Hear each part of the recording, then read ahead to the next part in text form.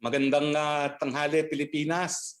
Kinausap po kahapon, kagabi ni Presidente Rodrigo Roque Duterte ang taong bayan para sa kanyang regular Talk to the People address. Ang paglabas po ng ating Pangulo ay patunay na ang punong ehektibo ay nananatiling fit, healthy, not to mention mukhang bumata sa kanyang edad.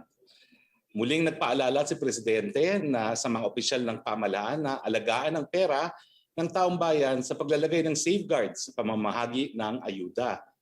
Alam naman natin na walang sinasanto si Pangulo pagdating sa usaping korupsyon. Sibak, sibak, sibak ang kanyang motto. Kaugnay nito, nireport ni DSWD Secretary Bautista na mahigit 1.5 milyon na or 1,757,281 ang nabigyan at nakatanggap ng social amelioration assistance.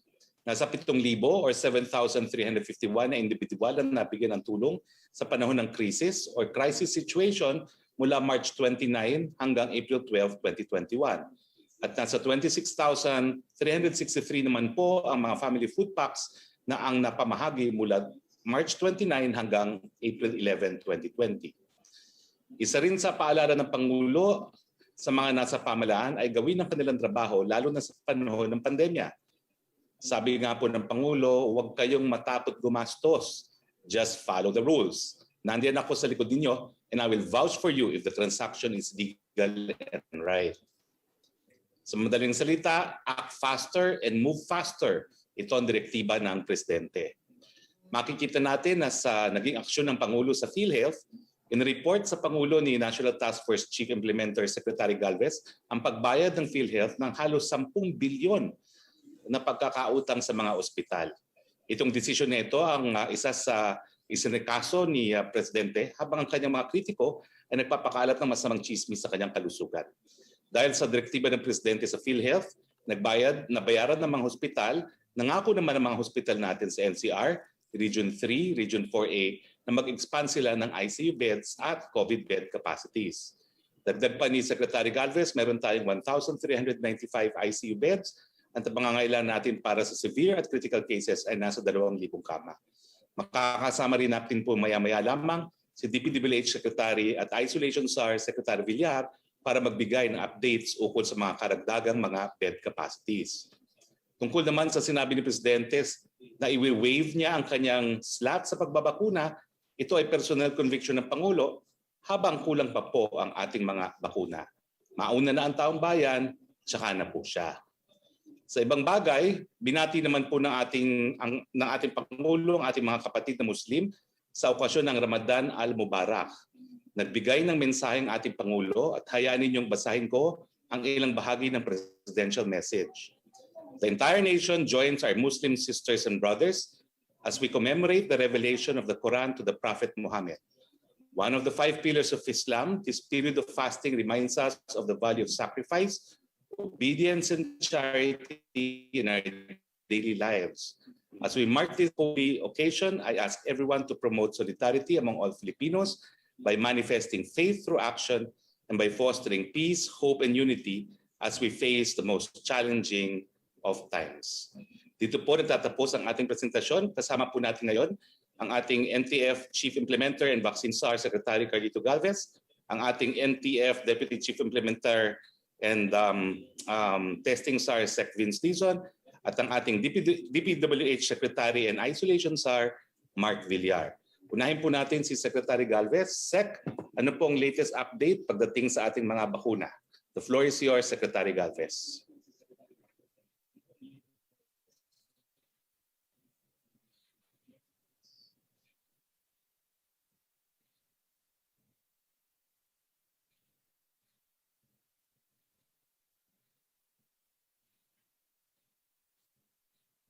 Wala pong audio, Secretary. Sa ngalan po ng bumubuo ng National Task Force Against COVID-19 at ng Vaccine Cluster, isang magandang tanghali po sa ating tagpanood at tagpakinig. At mag-share lang po ako ng mga slides.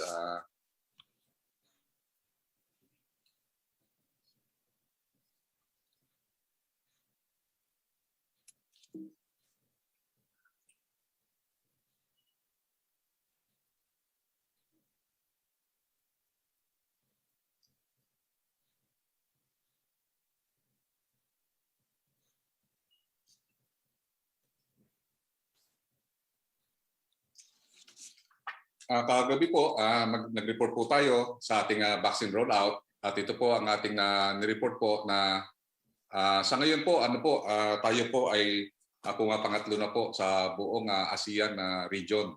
At mula po ng number 8 po tayo na nagsimula, nasabi nga ng iba na tayo po nagsimula po ng medyo nasa bandang dulo. Pero sa ngayon po ay nasa pangatlo na po tayo. At meron na po tayong 1.2 na million na vaccinate na po. Meron na po tayong 1,202,297 na na-vaccinate po. Nagsimula po tayo ng March 1 until na nagkaroon po tayo ng April 12 po. Dadako naman po tayo sa ating mga negosasyon. Sa Sinovac po, tuloy-tuloy po ang pagdaloy po ng support ng Sinovac. 25 million po ang ating ongoing negotiation. Sa AstraZeneca, meron po tayong 17 million at ito po darating this coming June. Ang Moderna po, meron po tayong 13 million doses sa government procurement at meron naman po tayo na 7 million para sa private sector. Ang Novavax, inuulit ko po, meron po tayong 30 million doses at meron po tayong negotiate po ngayon na 15 million doses for private sector and LGU. Sa Johnson & Johnson, papipirmahan na po natin ang ating kontrata, supply agreement sa 6 million doses at ang Gamaleya po at malapit na rin po tayo magkaroon ng pirmahan sa 20 million doses. At ang magandang balita po ay nagkaroon po tayo ng renegotiation with Pfizer at tinitingnan po natin na baka magkaroon po ito ng kaganapan dahil nagkaroon na po ng favorable tinatawag nating comment ang ating DOJ for the indemnification at saka immunity clause. So naroon po, mayroon po tayong ninegotiate na more or less 20 to 40 million at pagka nagkaroon po ng magandang result ang bilateral agreement po natin ay meron po tayong more or less na 2.4 million na COVAX na bibigay ang Pfizer. Isa to po sa pinakamalaki na ibibigay na Pfizer sa COVAX. At yung magandang po balita po yan na pagka once na nagkaroon po tayo ng magandang negosasyon sa bilateral. At ngayon po, ito po ang status ng ating rollout and deliveries. At sinabi po kanina na meron na po tayong 1,053,000 na Filipinos who are already being vaccinated. And tuloy-tuloy po ang ating vaccination at meron na po tayo ng mga second doses at meron na po tayo na vaccinate na mga from senior at saka mga mayroong comorbidities. Sa ating April deliveries, on time pa rin po ang 2 million na delivery natin. Dumating po ng last Sunday ang 500,000 at darating po sa April 22 another 500,000 from Sinovac and April 29 meron po tayo another 500,000 to make it 1.5 million. And then in-expect po natin na meron din po tayo na 500,000 na Gamaleya this coming April. At sa May delivery meron din po tayo na inaasahan na 4.19 million at darating po ang Moderna. At meron na rin po tayo na dito sa June, tuloy-tuloy na rin po, meron tayo ng steady supply until such time na mag-stabilize po at masecure po natin ang ating mga deliveries this coming July until December. So ito po ang ating pong simultaneous vaccine na ina-administer po ngayon. Sa Metro Manila po, ginagawa na po natin ang A1 plus, A2 and A3 starting pa noong March. And then yung ibang mga areas na binigay natin yung 500,000, nagkaroon na rin po tayo ng tinatawag nating leeway of flexibility na ang mga LGUs ay magkaroon po ng tinatawag natin na simultaneous vaccination. This coming May, inaulit po namin na baka magkaroon na po tayo tinatawag na additional vaccine na rollout na dadagdag na po natin yung A4 at saka yung A5 kung meron po tayong mga succeeding na manggagaling po sa COVAX. Just in case magkakaroon po tayo ng mga limitations, we will still continue yung A1 plus A2 and A3. And then the coming July, na magkakaroon na tayo ng secured and steady supply, ay maaari na po nating bakunahan ang general public at saka mga adult population starting on July. So meron po nagsasabi na talagang baka hindi natin makaya dahil kasi ang ating pong target ay during our target sa July at saka sa August, ay magkaroon po ng tinatawag nating weekly na 1 million to 2 million. Ito po ay nakikita po natin na sa pagtulong ng ating mga private sectors at tulong-tulong ng LGU at saka national government, kaya po natin po yan. Dahil nakikita po natin yung model na ginawa po ng Boston Consulting Group, ay makakaroon po tayo ng mga mega vaccination site at saka meron tayong tinatawag na middle-sized na vaccination site at saka mobile site. Pagka na-combine po natin po yun, ay kaya-kaya po natin na magkaroon po tayo ng vaccination all throughout throughout the Philippines. Magkaroon po tayo ng vaccination ng 500,000 a day, considering that we will be activating more or less 4,500 vaccination sites, and we will activate more or less 25 to 50,000 po ng mga vaccinators. So ang ano po ng ating initial na limang major hospitals, sila po ay magdededicate ng 17 na private sector vaccination sites sa NCR. And also they will dedicate 32 teams. And all in all, they're promising to have 100,000 jobs in first 30 days. Sa limang hospital lang po ito. Kung mayroon po tayong magkakaroon po tayo ng mga tinatawag natin mga 100 hospital nationwide, malalaki po yung ating lalaki po ang ating volumes na makakaroon ng vaccination. Ito lang po, Spokes, at maraming po salamat. Over to you. Maraming salamat, Secretary Galvez.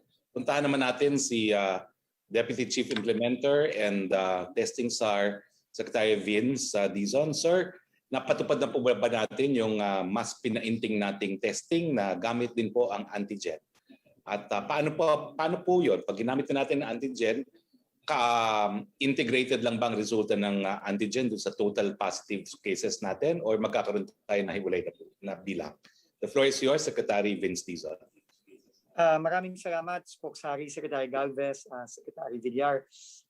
Opo, no? Unang-una po, gusto ko lang pong i-report na kanina pong umaga, kami po ni Secretary Greg Honasan ng DICT ay nasa San Juan para i-launch yung ating integrated system for vaccination. Ito po ay sinimulan natin sa bayan ng San Juan at pinakita po kung gaano kabilis at gaano ka-integrated na yung sistema. Sinabi nga po ni Mayor Francis Zamora na yung dating 20 minutes bawat tao para mabakunahan, dahil po sa sistemang in-install po ng DICT, ito'y nakalahati po, naging 10 minuto na lang.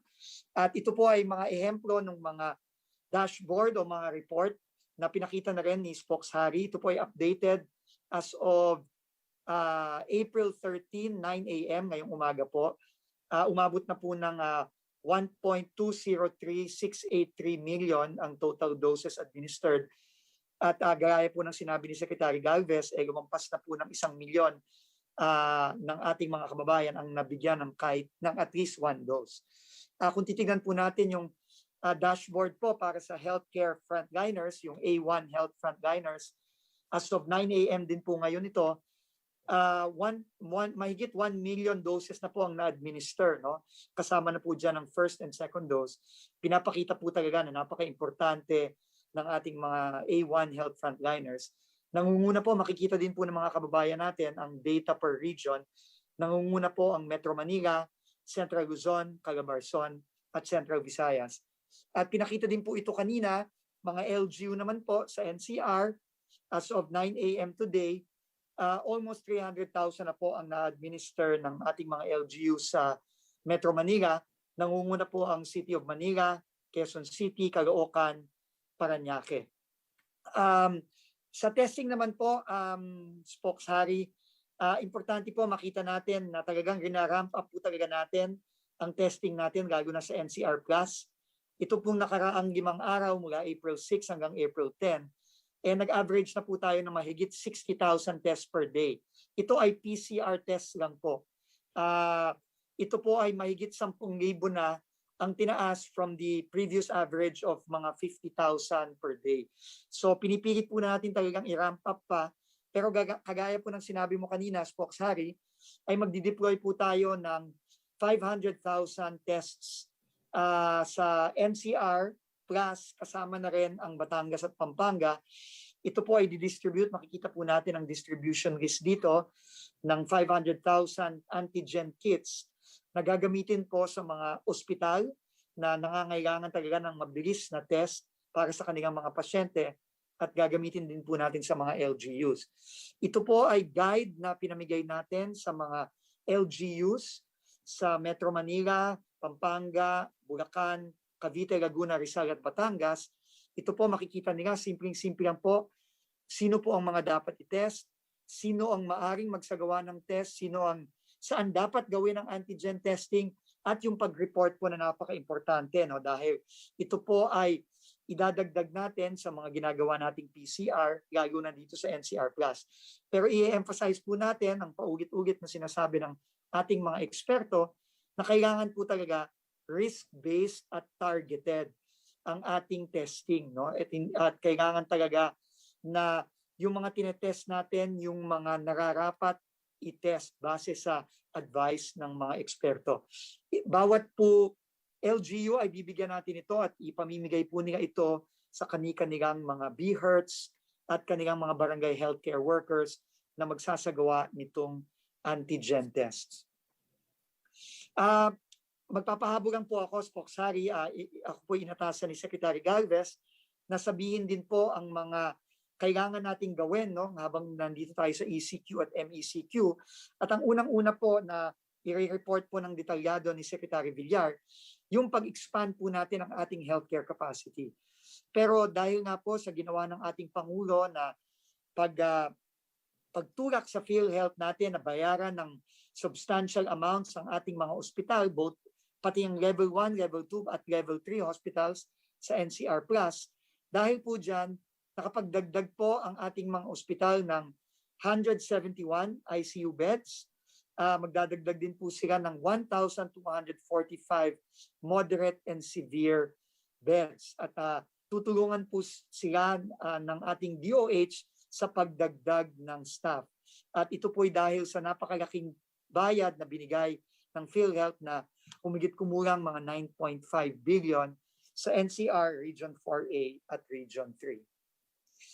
Ikalawa po, ang ating mga LGUs po, ang mga hospital na under sa ating mga LGUs ay naglabas na rin po ng kanilang commitments. Nanguna po ang QC, Taguig, Caloocan, Manila, Pasay, Valenzuela, San Juan, Navotas, Makati, Muntinlupa at Malabon. At sila po ay nag-commit ng additional 35 ICU or critical beds at additional 1,350 regular COVID beds para sa moderate, mild, and asymptomatic. Yun lang po, Spoksari. Maraming salamat po. Maraming salamat, Sec. Vince Dizon. And finally, the man of the hour, hindi po tayo posible sanang bumaba sa MECQ kung hindi po natin nadamihan ang ating healthcare utilization. No? So, Secretary Mark Villar, please brief the nation kung ano po yung mga nadagdag na mga bed capacities natin at kung saan-saan po ito. The floor is yours, Secretary Mark Villar. Maraming salamat po, Secretary Roque, Secretary Galvez, and Secretary Dizon. At ngayon po, magbibigay po ako ng update sa ating mga quarantine facilities at ang ating mga modular hospitals. So, paki-flash po yung presentation.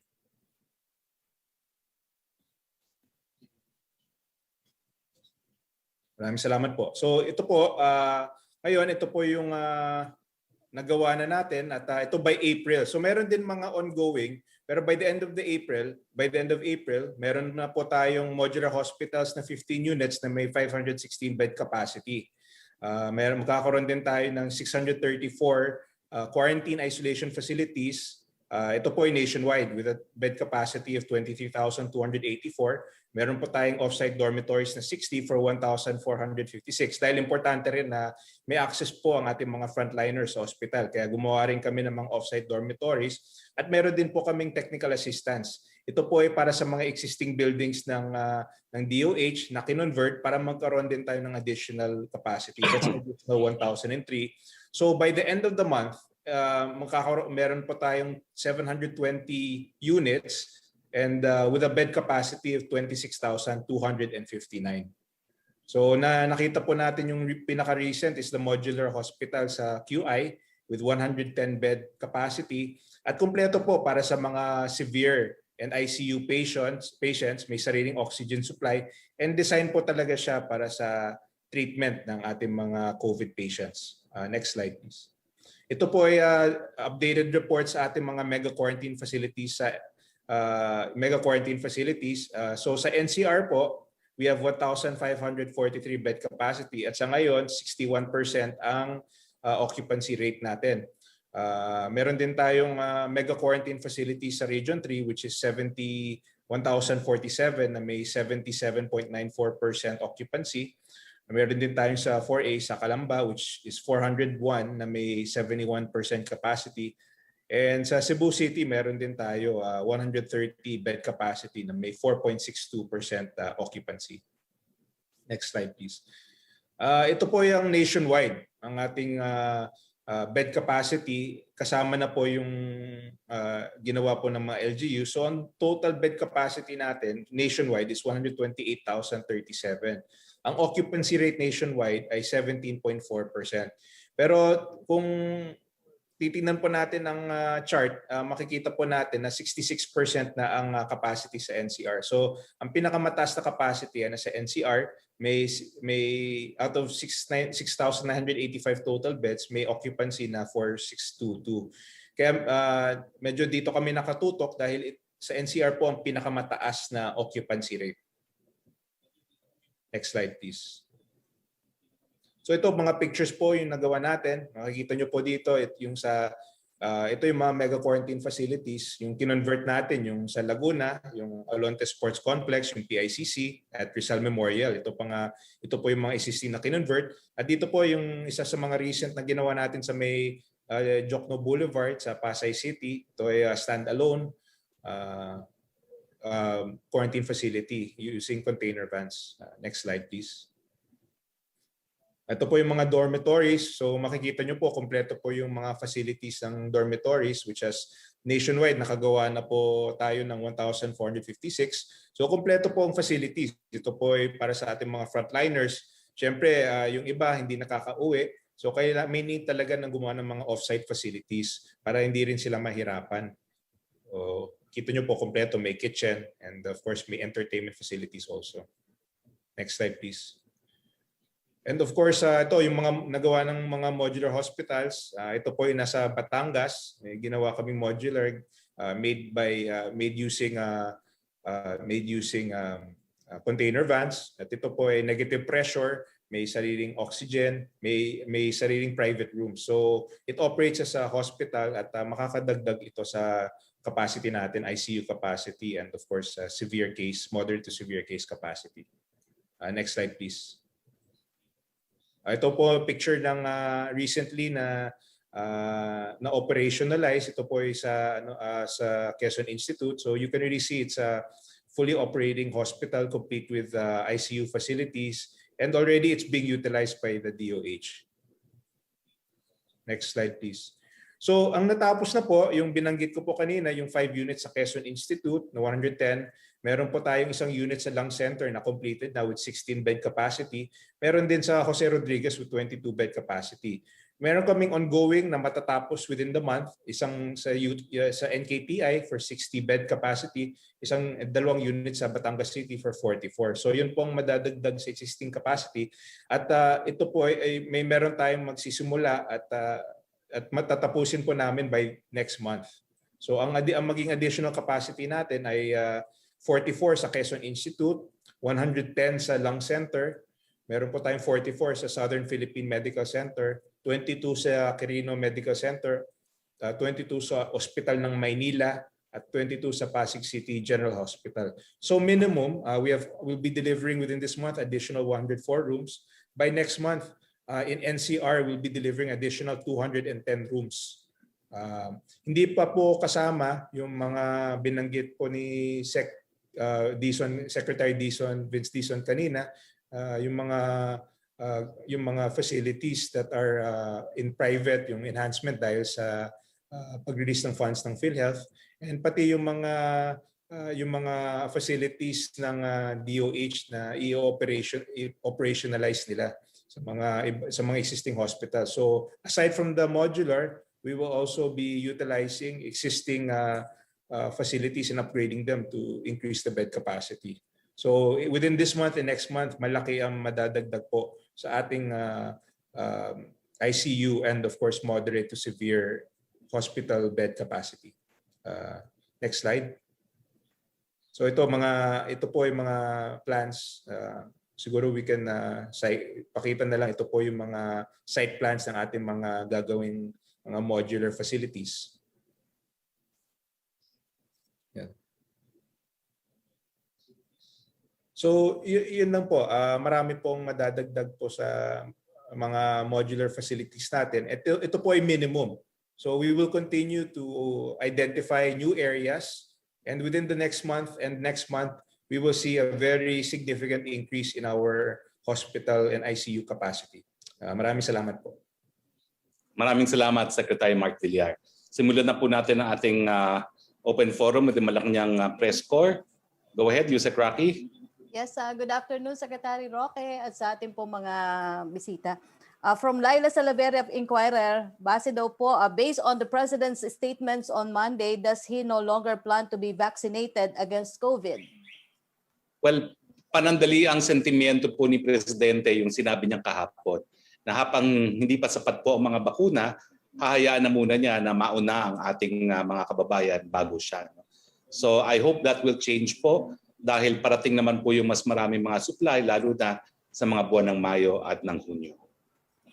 What happens daw po now to the plan for him to get the shot publicly in order to boost public confidence in vaccination? Is this no longer a government priority? A similar question po ito ni Chris Jose ng Remate, Danes Capanti ng GMA News Online at ni Pia Ranyada ng Rappler.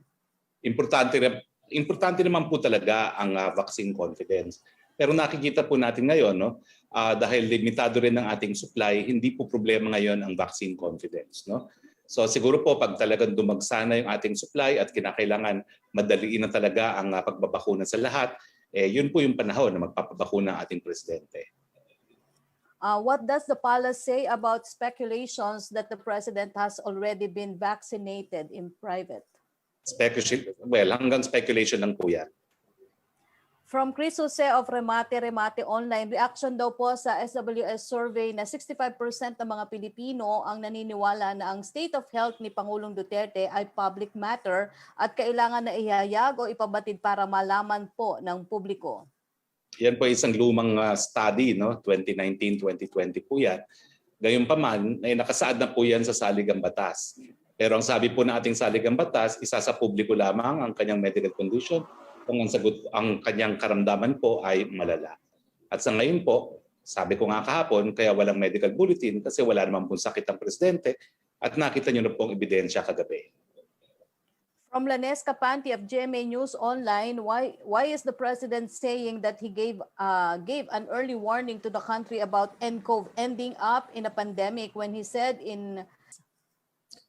Hindi ko po alam kung kailan sinabi ni presidente ang natural death, no? Pero ako po naaalala ko, ako po'y kaka-recover ko lang doon sa aking heart condition at naalala ko nagsabi ang presidente ng mga panahon na yon na bagamat wala pang deklarasyon ng pandemya, baka nga magkaroon po ng pandemya na nagkatotoo pa po. Yan po yung sinasabi ng ating presidente kagabi. Why is he not aware that senior citizens like him are second in the priority list of the COVID-19 vaccination program? Alam po niya yon. Kaya lang sinasabi nga niya, i-give up na niya yung slot niya muna dahil mas importante na yung ating mga kababayan ang maunang magkaroon ng bakuna.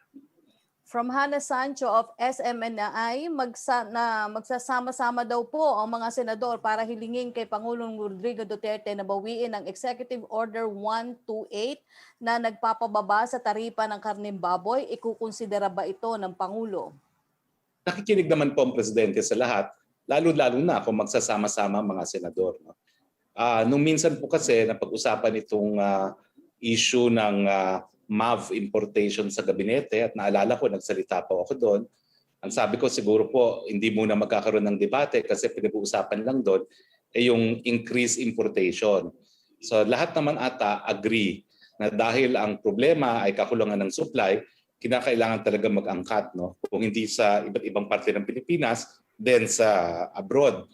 Pero ang pinagtatalunan po ngayon ay yung pagbaba ng taripa kasi ang sinasabi ng marami, kasama ng mga senador, na at 40% tariff, mababa pa rin po ang presyo ng landed cost ng pork at hindi naman po bumababa ang presyo pag binibenta sa publiko. So hindi nila maintindihan kung bakit kailangan ibaba pa ang taripa na hindi rin naman magre-resulta sa pagbaba ng presyo ng baboy sa ating palengke. So tingin ko naman po makikinig po ang ating presidente sa ating mga senador dahil pinakikinggan naman po ang lahat. A question from Pia Gutierrez of ABS-CBN. Sir, you said asking how you were able to secure a hospital room for your COVID-19 treatment was unchristian. But can you please be transparent and respond to allegations that you have been given special treatment by the Philippine General Hospital in getting a room there? Alam mo, Pia, kaya siya unchristian para bagang pag ikay nakakuha ng kwarto sa panahon ngayon, meron kang ginawa na ng isa ka sa kapwa mo. Pia, nasa PGH po ako. Ang PGH, kabahagi po yan ng University of the Philippines. Wala pong pagkakaiba ang UP-PGH sa UP Diliman. Hindi po pwede ang palakasan dito. Nung ako po ay pinapasok ng aking mga doktor, it was because the condition merited admission. At mula po nung nagkaroon pa ako ng simptomas Lunes pa, bagamat ako ay nag-test positive ng Tuesday, pinagbigay alam ko na po sa mga doktor ko, lahat po sila taga rito sa PGH. Lahat po na nag-aalaga sa akin ay taga PGH. Mga kasama ko sa faculty, mga faculty po sila ng College of Medicine, at matagal ko na po silang mga doktor sa mulat mula pa. No?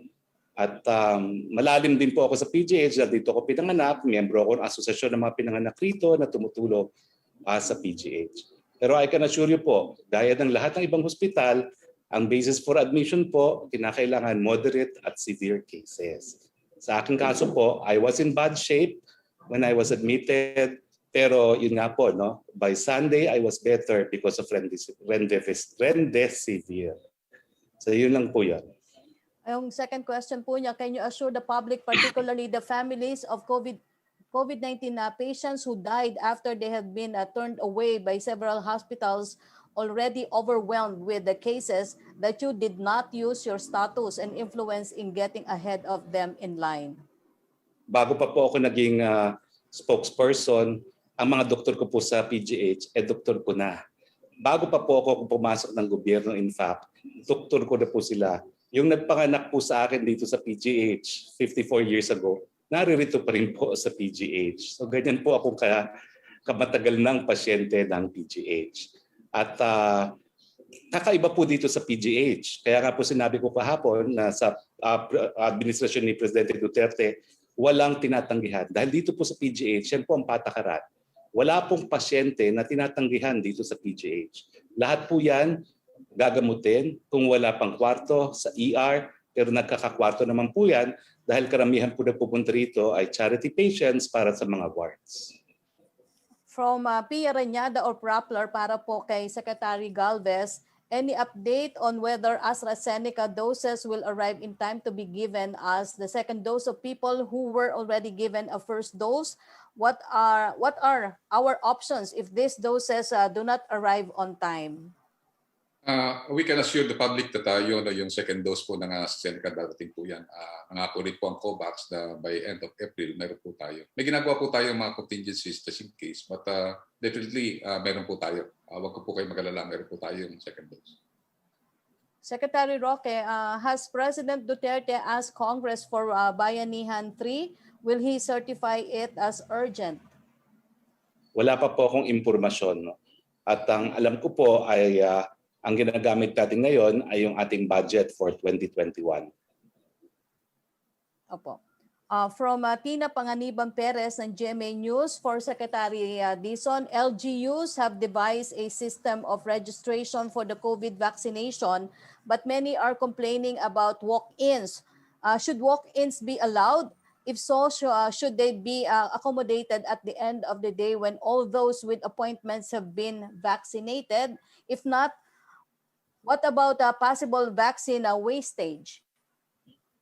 Unang-una po, iniiwan ang policy po ng NTF at ng vaccine cluster ay iiwan sa mga LGU kung ano ang pinakamaayos at pinakamabilis na sistema para sa pagbabakuna. Ngayon, may mga LGU na pinapayagan ng walk-in, pero higit sa karamihan ay hindi pinapayagan ng walk-in. Ang dahilan dito is importante kasi yung pre-registration. At para masigurado na talagang sumusunod ang lahat sa prioritization natin. Kaya yun naman sa vaccine wastage, alam mo, sinisigurado ng mga LGUs yan, no, na walang masasayang dahil nga meron silang substitution list. Pero yung substitution list, kailangan din yung i-inform prior bago pumunta. Opo. From Merlam Las Moras ng PTV, may we know the schedule of President Duterte this week? Sa pahayag daw po ni Senator Bongo, sinabi niya nga may nakatakdang pag-uusap sina Pangulong Duterte at Russian President Vladimir Putin. Kailan kaya ito at sa paanong paraan? Can you please elaborate kung ano po ang inaasahang tatalakayin nila, Secretary Roque? Well, since ang galing na rin po naman kay Senator Bongo, paunawa po kasi ang schedule po talaga ni Presidente classified as secret. No? Pero since sinabi na rin naman ni Senator Bongo, I can confirm, may usapan po sa telepono ang ating Presidente at ang Presidente ng Russia. So yun lang po ang aking masasabi. I cannot even say kung kailan po. No? Pero that is because it was previously mentioned already by Senator Bongo. Opo. Ano ang mga gagawing hakbang ng gobyerno para mas mapabilis pa ang pamahagi ng ayuda sa NCR Plus? Posible kayang house-to-house distribution? Well, nakiusap na po ang ating Presidente sa ating mga mayor. Ang importante po dahil hindi nga nakapagtatrabaho ang ilang sa ating mga kababayan, sana po mapabilisan hanggat maaari ang pagbibigay ng ayuda. Bagamat naintindihan din ni Presidente ang mga subok dyan dahil na po iniiwasan natin ang pagtitipon-tipon ng ating mga kababayan. From Ivan Mayrina ng GMA News for Secretary Villar, one of the strategies to decongest hospital is by utilizing TTMFs for mild and asymptomatic which compromise the bulk of our cases. What is the current status daw po ng TTMFs? In terms of conduciveness for mild and asymptomatics to seek them, are there enough? Are they equipped and properly manned? Opo, marami po kaming mga facilities ngayon at ito po ay minamanage ng kung hindi LGUs, meron din yung iba manage ng AFP, ng PNP, depende po. Pero sa ngayon, minomonitor namin yung occupancy rate sa lahat po ng ating mga pasilidad. At binanggit ko po kanina sa NCR medyo mataas, 66%. At pero tuloy-tuloy naman ang pagtayo namin ng mga facilities. So tataas at tataas yung capacity natin, lalo na po sa ating mga modular hospitals. Binanggit ko po kanina na by the end of this month, meron na tayong 512 and by next month, we will be building additional at least nationwide. We'll be additional 200, almost 300 ang maging operational. By next month, more than 300 additional. So, malaki po ang magiging improvement sa ating critical care utilization and hindi kami titigil sa pagtatayo ng mga modular facilities. Inakausap daw po sila na COVID survivor residente ng Malabon. Magkakasama sila buong pamilya sa isa daw pong isolation facility sa Nasugbu, Batangas. Nagsimula sila na asymptomatic until the husband quickly deteriorated and died on the 8th day in isolation. During all that time, hindi natingnan ng doktor daw po ang pasyente. How are we addressing these scenarios na apparently nagkaroon po ng pagkukulang sa monitoring sa pasyente at paano kung from mild ay mag-deteriorate like what happened on this case? Kaya meron po tayong one hospital command na in-augment ng DOH para magiging mas malaki ang capacity nila. And karamihan po ng mga facilities natin ay ay managed by the LGU. So kailangan talaga ng coordination sa LGU para mapabilis ang response time. And so meron kaming mga nagawa na para ma-address itong sitwasyon at siguraduhin na makakakuha ng care ang lahat ng naka-isolate sa mga quarantine areas. Ang pagkakaroon ko rin na Yusek Roque, yung ating mga TTMFs, yung mga temporary treatment and monitoring facilities, meron din po mga nakatalagang mga doktor. No? So nakikiramay po kami dun sa kasong sinabi ninyo, pero sana po ito ay na-monitor po ng isang health professional dyan sa TTMF. Well, from Melo Acuña of Asia Pacific Daily for Secretary Galvez, how many days should a person wait for his second job? With the global shortage in vaccines, how optimistic are you for you Filipinos could have their second job? Normally po, ang ginagawa po ng DOH ay pagka nag-deliver po tayo, nandun po yung second dose. Lalo na sa Sinovac na ang spacing niya is only 4 weeks. Sinasama na po yun. Ang ginawa lang po natin sa Seneca, because it's a special condition na mayroong commitment ng COVAX na mayroon pong darating this coming April, ay ginawa na po natin ang first dose. Pero as a rule, ang ginagawa po ng ating DOH ay kasama na po ang second dose pagka nag-deliver po sila. Opo. For Secretary Villar, wouldn't you consider building your isolation facilities in open spaces, say vast parking lots near MOA, where water and electricity could easily be installed and the patients could enjoy the morning sunlight? Meron na po tayo sa MOA. Sa tabi ng MOA na mismo, meron na po tayo. Kami naman, open naman kami sa lahat ng areas. Nakikipag-coordinate kami sa mga LGUs. Kung may magbibigay ng open areas sa amin, kayang-kaya namin tayuan ng mga quarantine facilities. Ngayon, sa mga modular hospitals, syempre mas preferred ng mga hospital na nasa tabi ng hospital na mismo para may access yung mga doktor sa facilities ng main hospital. Kaya ang ginagawa namin ngayon, nag-identify kami ng mga lote sa tabi ng mga hospital para lagyan ng mga modular hospitals. Pero pagdating sa quarantine, basta may open space, kami naman ay nakapagtayo na kami sa maraming open spaces at willing pa kami magtayo pa kung may mag-o-offer sa amin ng areas. Opo. For Secretary Roque, the latest figures on new COVID-19 cases, recoveries, and fatalities are not encouraging. Don't you think the MECQ declaration was a bit premature?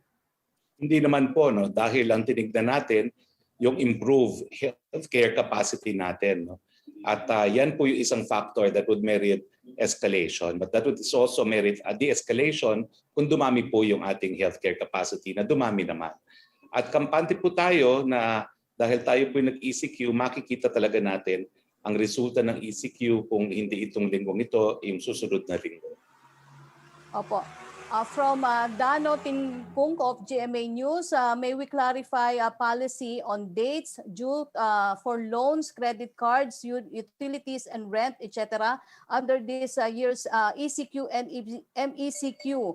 BSP said the law directing grace period for loans products lapsed June 2020 and that the March 28 omnibus guidelines by the IATF do not extend a grace period for this time. Tama po ang BSP, kinakailangan po natin ng bagong batas kung kinakailangan natin ng yung mga reliebo or assistance dyan sa mga pagkakautang. Batas po ang kailangan dyan. Opo. Secretary Roque, may tanong pa rin po yung iba. Tanong po ni DCRH Henry Uri, the list subgroups for priority group A4 economic frontline workers has been released. It did not include workers daw po in manufacturing for a basic non-food products such as laundry, detergent, bath soap, toothpaste. These workers daw po required to continue going to work even during ECQ due to the essential nature of the industry.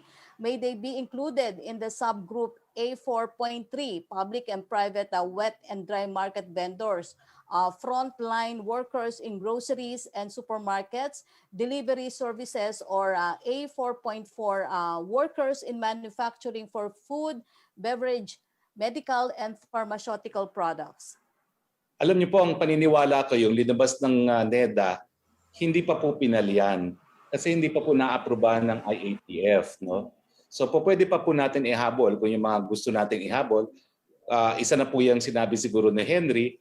Ako naman po ang hinahabol ko at saka ni Senator Bongo yung mga mamamahayag, no, na makakasama rin sa priority. No? So antayin po natin yung susunod na pagpupulong ng IATF at ako na po ang maglalabas nitong sinabi ni Henry kasama na rin po yung klasifikasyon ng mga mamamahayag. From Vivian Agulia ng ABS-CBN, at what stage are we in your negotiation with the 7 vaccine manufacturers in the government's portfolio, with which vaccine manufacturers have the government signed the final contracts for procurement of COVID jobs? At ilan daw po, from what brands po yung nabili na talaga? Lock na yung supply for the Philippines and i-deliver na? Kailan daw po ang delivery? Yes, sana po sa Sinovac po, 25 million na po ang ating na-signan sa ating supply agreement at ongoing na po yung mga payments natin.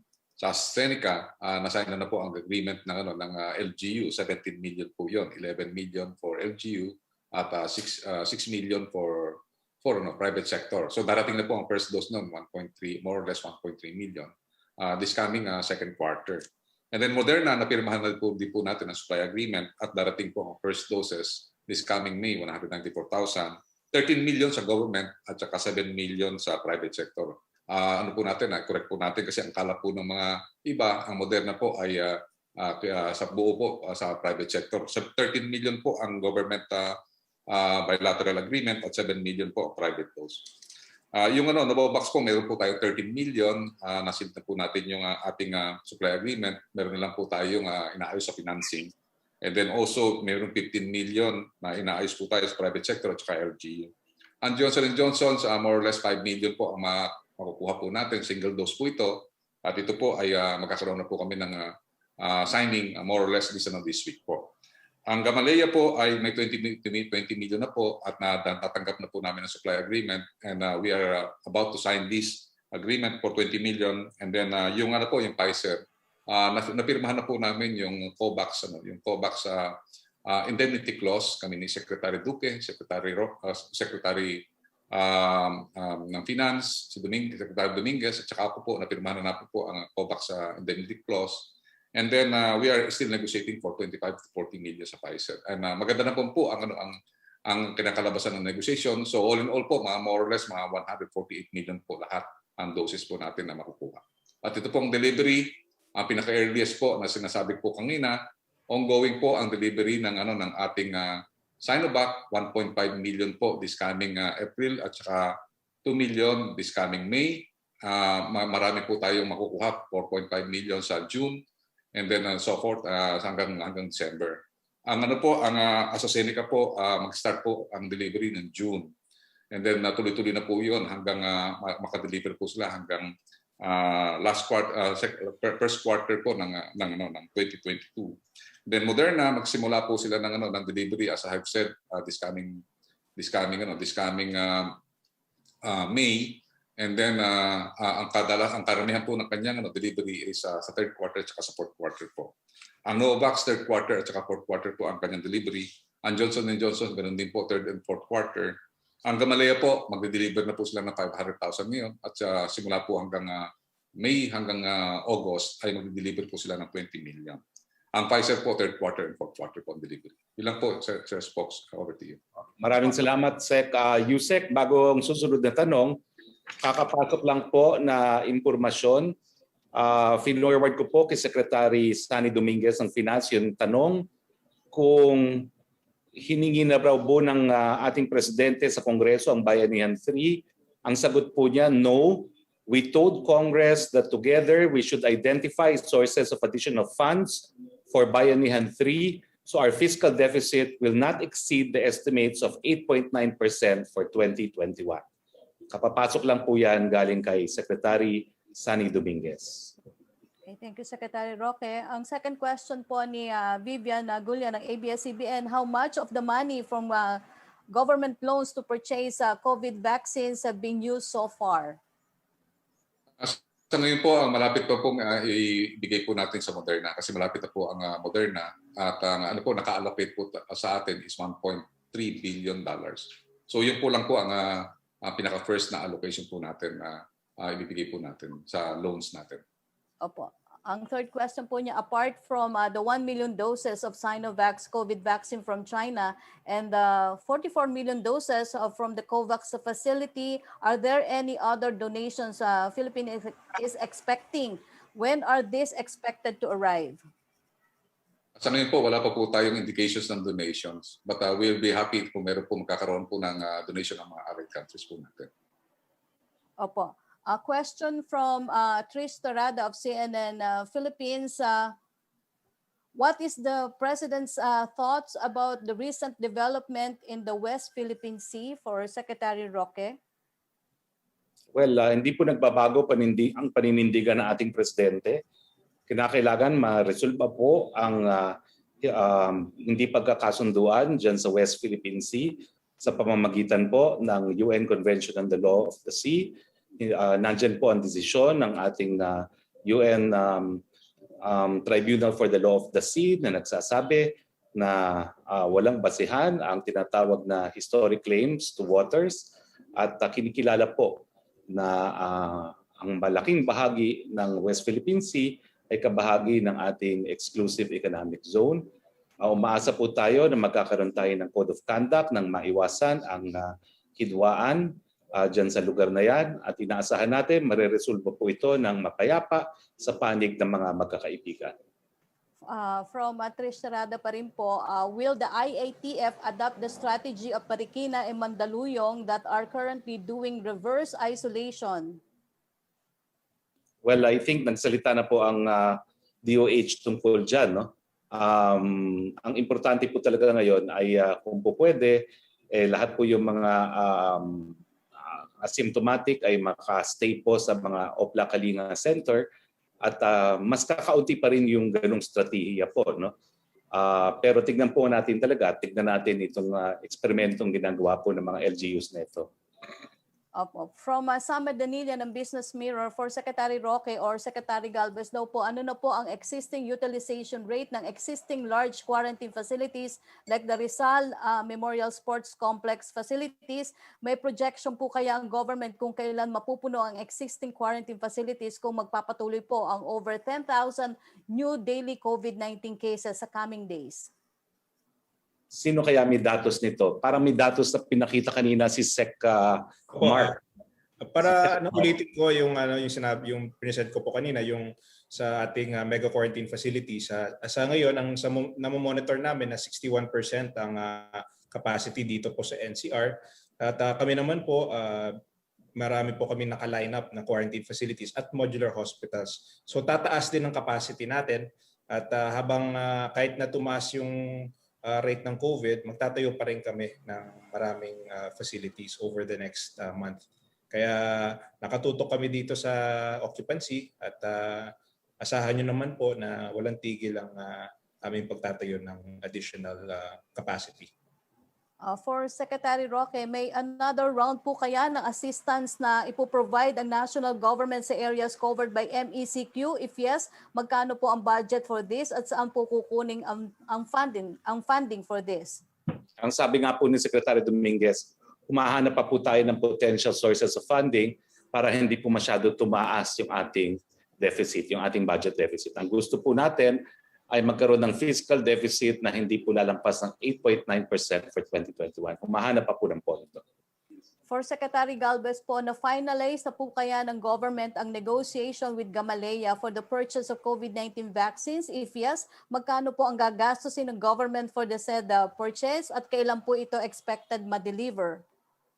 Sana po natin baka this coming 2 to 3 days mapipirmahan na po natin kasi naibigay na po yung format ng supply agreement. Ibig sabihin na-clear na po doon sa Russian Defense Direct Investment Fund.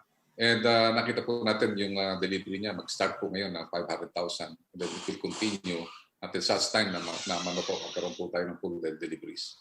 So ang po natin yung sa price, very affordable po ang price. Nakikita po nasa tinatawag po natin na majority ng mga ng mga vaccine po natin ay nasa within $10 to $12 po. Nandun po siya na hindi po po ang exact po natin dahil kasi po naman naka po kami ng CDA. Hindi po namin po pwedeng maibigay po yung exact cost at saka yung date ng deliveries at saka yung exact mode. Thank you, Secretary Galvez. Secretary Roque, thank you. Secretary Vince, Secretary Villar, salamat po.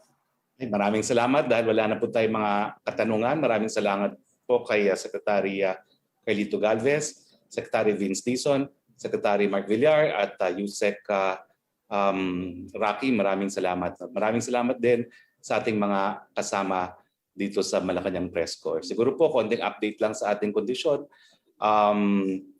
sinabihan na po ako that I should arrange for a TTMF beginning Wednesday. Naging very epektibo naman po yung remdesivir sa akin. Pero ang binabantayan po talaga nila ngayon, and I'm wearing for 24 hours an ECG machine, ay yung epekto ng remdesivir sa puso. No? So, but other than that po, we are fit to transfer to a TTMF. Anyway, sa ngalan po na inyong Pangulo, Rodrigo Roa Duterte, ito po ang inyong spokes ang sasabi, Pilipinas, kakayanin natin itong COVID-19, hindi tayo magpapatalo sa COVID-19. Magandang hapon po at hanggang sa Webes. Spokes Harry Roque.